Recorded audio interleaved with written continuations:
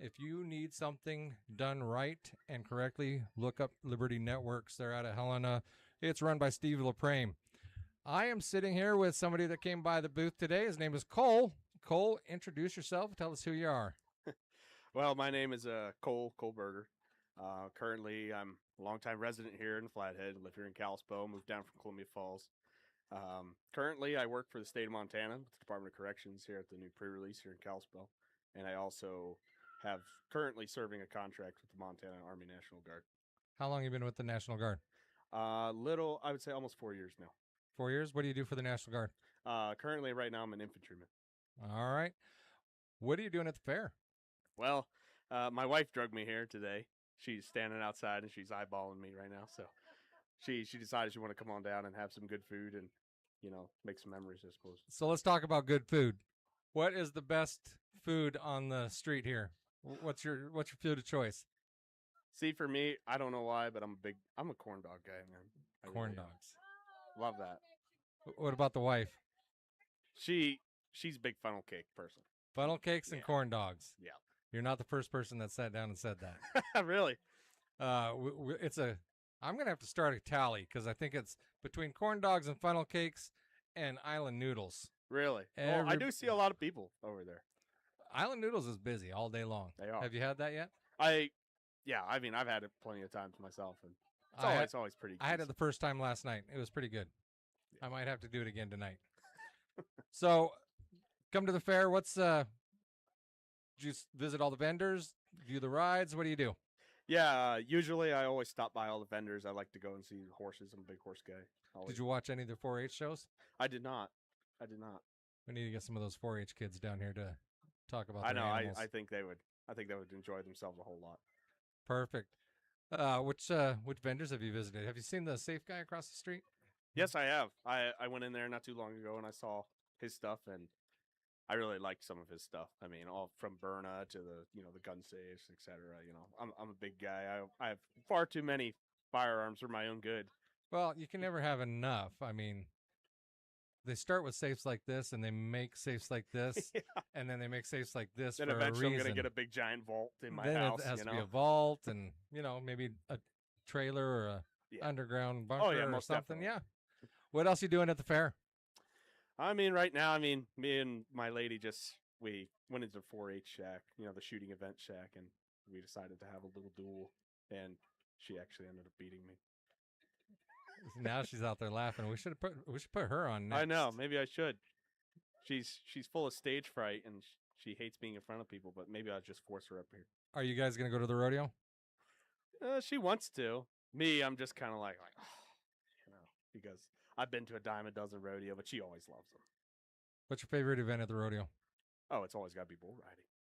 Well, I can see that. The only reason I say that is because I was in the foster care system when I was young, and the person who took me under their wing into their family was Bo Hill, the Hill family. So he's a big bull rider. Everyone knows him around here, and he took me into his family when I was young, and we'd always get into the back of the rodeo. We'd hide in the back of the Suburban, underneath some tarps or whatever, and we'd get into the back. We'd run around back there behind the chutes, and we'd always have a good time. So, sounds good. Are you originally from Montana?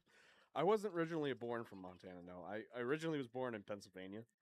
My father was a stonemason, and he would come out here every summer to go and work. And he eventually just got sick and tired of Pennsylvania and was like, man, I like Montana. That's the place to be. And I moved out here when I was about 6 years old. So I've pretty much been out here my whole life. We'll agree with that. I mean, anything under, I don't know, 10. If you're here before that, you're a Montanan. Yeah. I mean, I'm 25 now, and I've been out here good 19 years. So perfect. 4 years in the National Guard. You're an infantryman. Have you been deployed yet? No, I haven't. But my most recent deployment for my unit was back in 2022, and they went to Syria. Anything on the forecast? Not that I'm allowed to say it anyway, but nothing currently right now. I mean, just a lot of training stuff. So you work for the Department of Corrections at the new pre-release? Yeah. I think I saw some news articles about this pre-release. Is this the one that was built in the hotel? Or? Yeah. Mm-hmm. Yeah, it got off to a rough start, I won't lie. because a lot of people don't like the idea of the pre-release being here, and a lot of law enforcement additionally thought it was kind of going to be a more workload to them.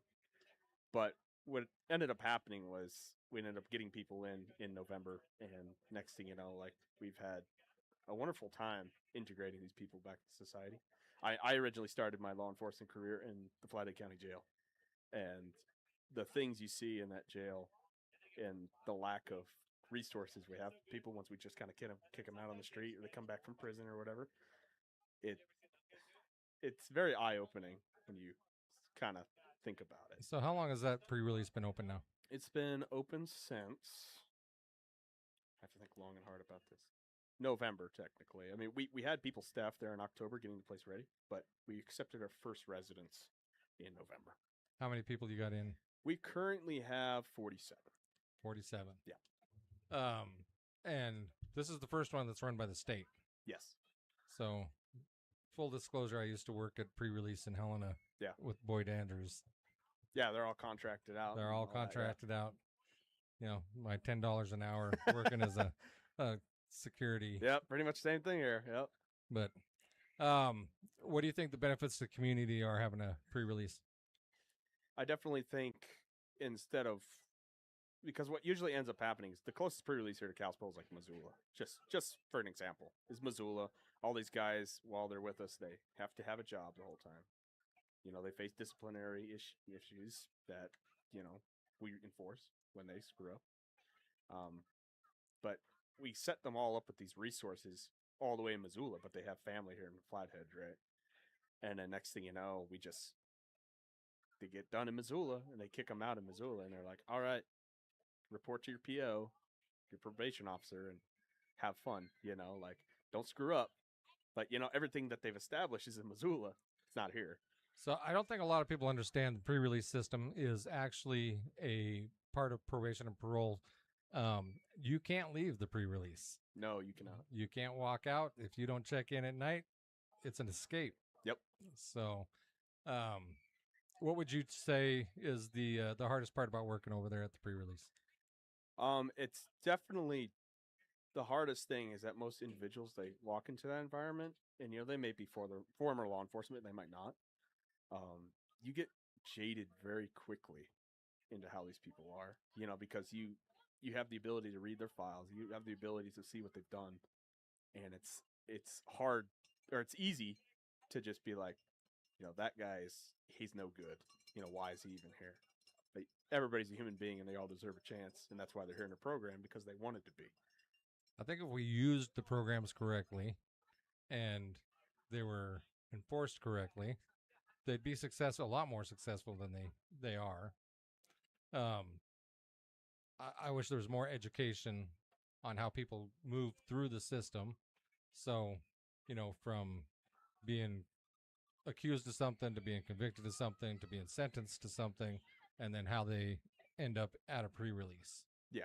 So, but we got off track a little bit. That's all right. We're talking about the fair. We're talking about Cole and his jobs and what he does here in the Flathead Valley. Any last words? I would just say to anybody who's watching and those who are going through rough times right now, it's a rough time. It really is right now. But in the end, there's always light at the end of the tunnel. Always light at the end of the tunnel. So always reach out to your people. Always do what you need to find your place, because there's a place for you here. Well, I appreciate you stopping by the booth. I appreciate you having a conversation with me. We're at the Kalispell, the Northwest Fair and Rodeo. We're at the Red Quill booth. We are on Vendors Row. We're right across the street from Island Noodles, where everybody seems to be wanting to go tonight. Island Noodles, come across the street, have a conversation with me at Red Quill Media. If you want to be on the show, you can come by. You just scan our little code, schedule a time, sign the release, and we'll put you on the air. I appreciate you stopping by, Cole. Thank you for visiting with me. I thank you for your time. All right. Well, you have a good night. You're next, right? You're going to come up here and show me your shooting skills? That's right.